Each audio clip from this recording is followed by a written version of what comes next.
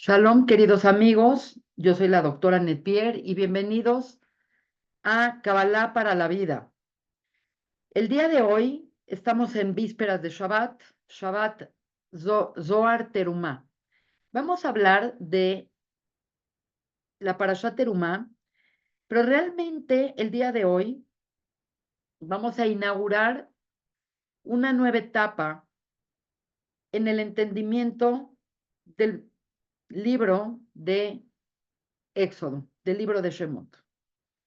Si bien es cierto que el libro de Shemot es un libro muy interesante que contiene la salida de Egipto, que contiene la entrega de la Torá, a partir de esta parashá, el libro de Shemot se centra prácticamente en su totalidad en la construcción del Mishkan o tabernáculo, lo cual para muchos es como un poco decepcionante, porque obviamente es mucho más atractivo, mucho más épico hablar de la salida de Egipto, hablar de cruzar el mar, las plagas, recibir la Torá frente a 3 millones de personas. Y en cambio, en este momento, toda la narrativa de la Torá se centra en crear un lugar en donde la presencia divina, de cierta manera, se confine. Y esta es una forma importante de empezar este tema, porque a partir de esta parashá, Terumá, nosotros vamos a darnos cuenta que todo se torna para la formación de este lugar, conocido como tabernáculo, que si bien es cierto es un lugar muy importante, es el antecedente de lo que se llama el Bet HaMikdash. Así que bienvenidos todos a esta presentación y les doy la bienvenida. Una de las cosas principales que vamos a hablar el día de hoy es, no sin antes, invitarlos a un evento sin precedentes. Torah para las Naciones. Torah para las Naciones es un proyecto educativo hecho a la medida de nuestros alumnos. Estamos uniéndonos maestros con mucha experiencia. Tenemos al profesor Abraham Ashkenazi, de Kabbalah para la Vida, que nos va a hablar sobre las 7 leyes de Noaj y su profundo significado. Tendremos a Enrique Medresh, de Valores de Identidad Judía, quien nos va a hablar sobre la idolatría en una plática original llamada La Fantasía y su autoproyección. Su servidora, la doctora Netpier, en El Camino al Etz Ahaim, en el Camino del Árbol de la Vida, y cerraremos con el profesor Isaac Shapiro, de Kabbalah para la Vida, con la importantísima plática de cómo crear cambios para poder avanzar espiritualmente. Esta jornada educativa se llevará a cabo el domingo 3 de marzo del presente año en la Sinagoga Histórica Justo Sierra, en el centro de la Ciudad de México. Para aquellas personas que quieran asistir, es obligatorio inscribirse y pagar online en kabalahoy.com.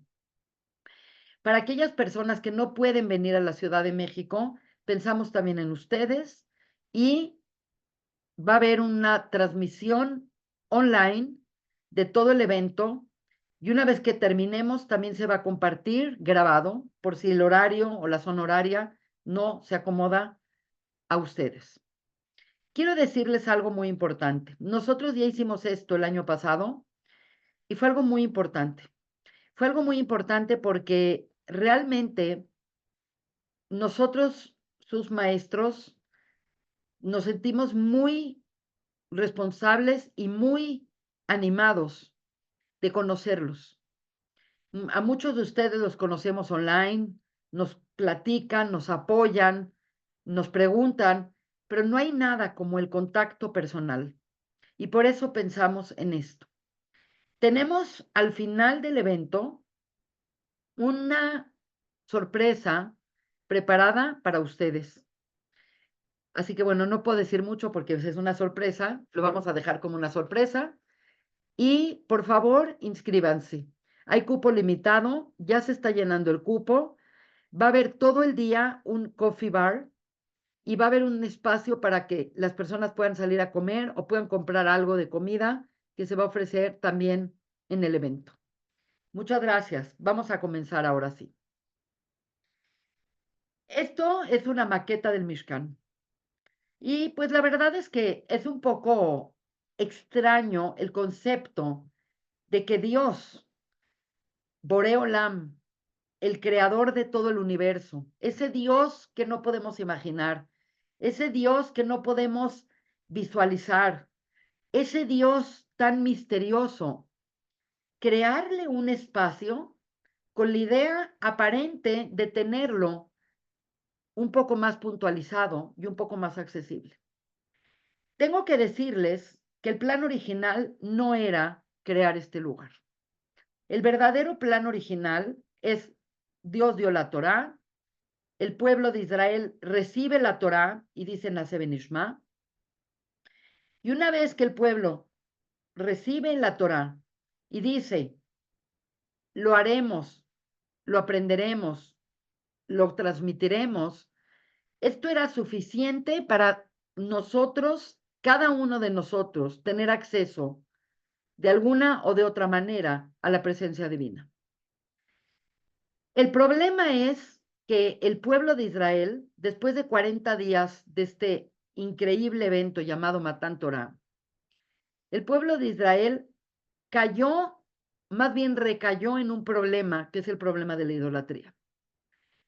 Eran mentes muy jóvenes, tenían todavía la mentalidad de esclavos, era sumamente difícil para ellos relacionarse con algo tan abstracto como el Dios de Israel, y por lo tanto, por muchos motivos, el pueblo de Israel cae una vez más en idolatría. Y entonces es que realmente hacer el Mishkan, hacer este tabernáculo, será importante. Si no hubiéramos caído en el problema del Getaegel, en el problema del becerro de oro, la creación del Mishkan no hubiera sido necesaria. Y por lo tanto significa que, en cierta manera, Dios, y en este caso Moshe, se dieron cuenta que no estábamos preparados para tener una relación tan íntima con un ser tan abstracto. Por lo tanto, pues esta parashá comienza la creación de este recinto llamado el Mishkan, llamado el tabernáculo.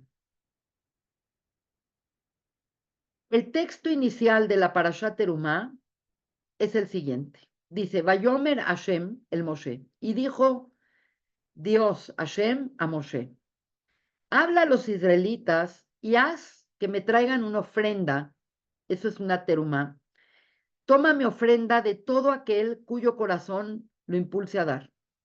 Quiere decir, no había una imposición, era algo que nacía de ti. Y esto es un elemento muy importante porque si alguien no sentía, no tenía que dar. Toda la parashá de Terumá realmente se torna muy técnica. Por lo tanto, toda esa amplitud de la entrega de la Torá, de Yitro, de Mishpatim, todo lo que venía sucediendo de manera tan excepcional, de pronto nos damos cuenta que se convierte en algo técnico. Ahora todo es materiales de construcción, como los utensilios, hacer los planos arquitectónicos, todo es muy antitético de lo que era la información previa, que era una información impactante, épica, romántica.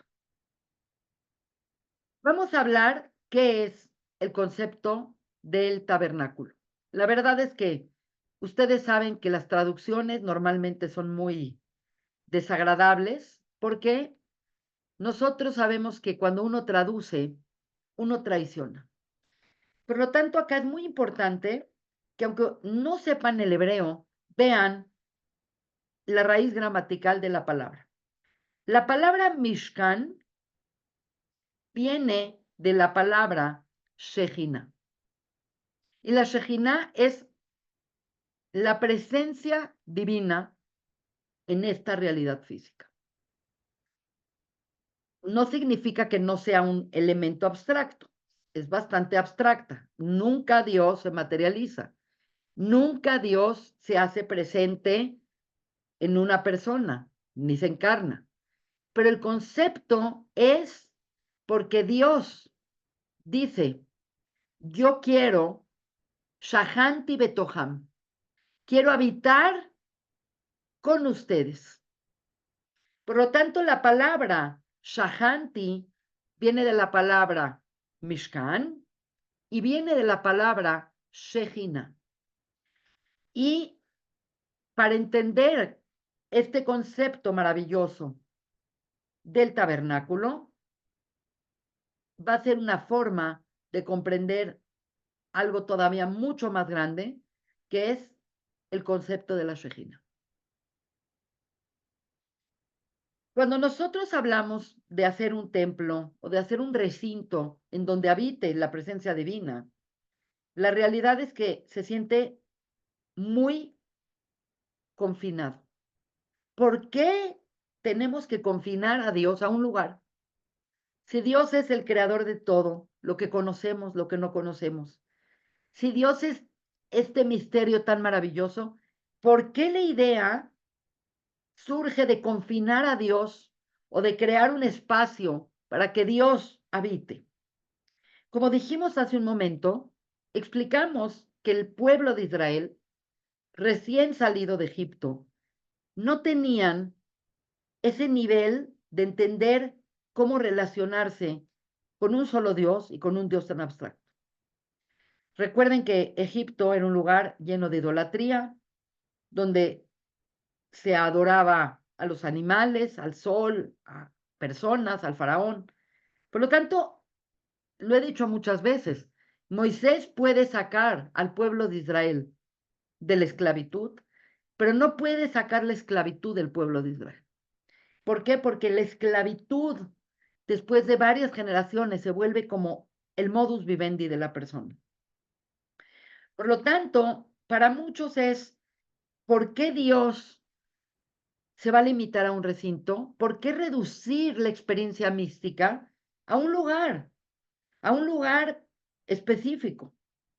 Y básicamente es muy importante explicar esto porque todo lo que sigue del libro de Shemot, más lo que viene del libro de Baikra, del libro de Levítico, va a tratar particularmente de este concepto. Y si no entendemos bien este concepto, nos vamos a quedar con una idea mínima de algo que es gigante y glorioso. El principio fundamental para comprender esto es que realmente todo lo que existe en esta realidad física, todo lo que hay acá en el mundo de Asiá, en el mundo de Malhut, tiene su contraparte en los mundos superiores. Nosotros sabemos desde el principio, Dios dice, creó Beshamaim Betaretz, lo de arriba y lo de abajo. Por lo tanto, no hay nada que exista en el mundo de abajo que no tenga su contraparte con el mundo de arriba. Por lo tanto, este es un concepto indispensable para entender todo lo que va a ser el Mishkan, todo lo que va a ser el Migdash, todo lo que va a ser el templo, y va a ser fundamental para entender el concepto de abodá, de la labor que uno tiene que hacer para tener una relación con Dios. La relación con Dios no es así como, bueno, yo me siento cercano y ya estoy cercano. Ojalá fuera así, pero no es así. La realidad es que en términos de nuestra relación con Dios, Dios pone claramente cuáles son los mecanismos y por medio de qué nosotros podemos reforzar nuestra relación con Él. No es en nuestros términos y es importante entenderlo que es en términos completamente de Dios, porque Dios manda. Por lo tanto, no es que Moshe se le ocurrió hacer este lugar, cada ápice de este lugar, cada elemento de este lugar, cada utensilio de este lugar, cada material de este lugar, era exacto lo que Dios dijo que tenía que ser. Por lo tanto, no hay ningún tipo de espontaneidad ni creatividad en la creación del Mishkan y del Bet HaMikdash. Es exacto lo que Dios pide y es exacto que Moshe y los constructores del Mishkan se van a normar, se van a forjar completamente al plano que Dios está dando. Lo que acabo de explicar es que todo lo que hay en los planos superiores lo hay en los planos inferiores, a manera de espejo. Por un lado, en los planos superiores está Dios.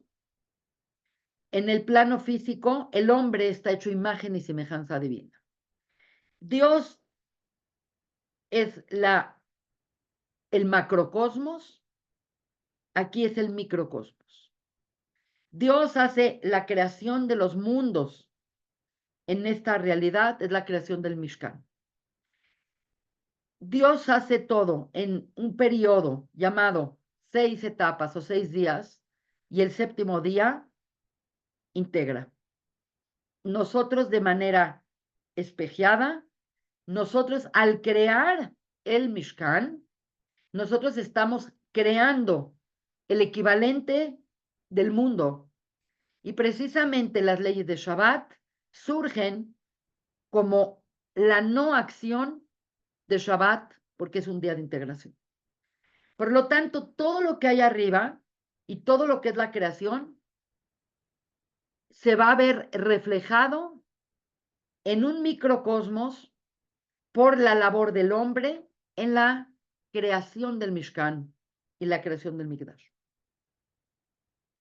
Para que nosotros podamos entender cómo la energía de arriba opera abajo, no es como que están separadas, sino que realmente hay lo que nosotros llamamos el encadenamiento de los mundos, que es conocido en hebreo como el Seder Ishtalshelut.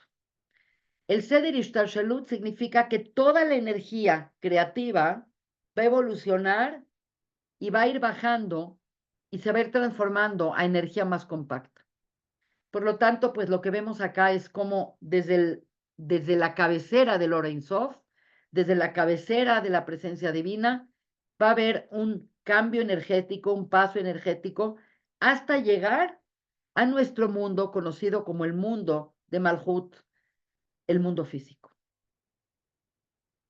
Un sistema muy innovador de explicar esto es que realmente hay un sistema de interinclusión. Los sistemas interinclusivos, también conocidos en inglés como nesting systems, significa que todo está contenido, pero en diferentes niveles de expresión. Lo espiritual, lo filosófico, lo intelectual, lo psicológico, lo biológico, lo químico, lo molecular, lo atómico, lo cuántico y la vibración. Realmente es como una muñequita rusa que nosotros estamos abriendo y todo incluye todos estos niveles. Pareciera para muchos que crear este recinto sería limitar a Dios, confinar a Dios. Y obviamente tenemos que ser muy cuidadosos de este tipo de conceptos, porque no hay algo más incorrecto que reducir a Dios y confinarlo a un lugar. Quiere decir, Dios no se confina a ningún lugar. Por lo tanto, tenemos que tener mucho cuidado de no caer en reduccionismo, sino entender que fue por cuestiones meramente de desarrollo que Dios le dio al pueblo de Israel la oportunidad de sentir su presencia en un recinto particular. Llevamos 2000 años sin Bet HaMikdash y no por eso hemos tenido problemas para relacionarnos con Dios. Por lo tanto, no necesariamente es indispensable. Es el sueño de todos tener un tercer Bet HaMikdash, pero no necesariamente requerimos de ese recinto para relacionarnos con Dios. porque Dios claramente dijo, quiero habitar con ustedes.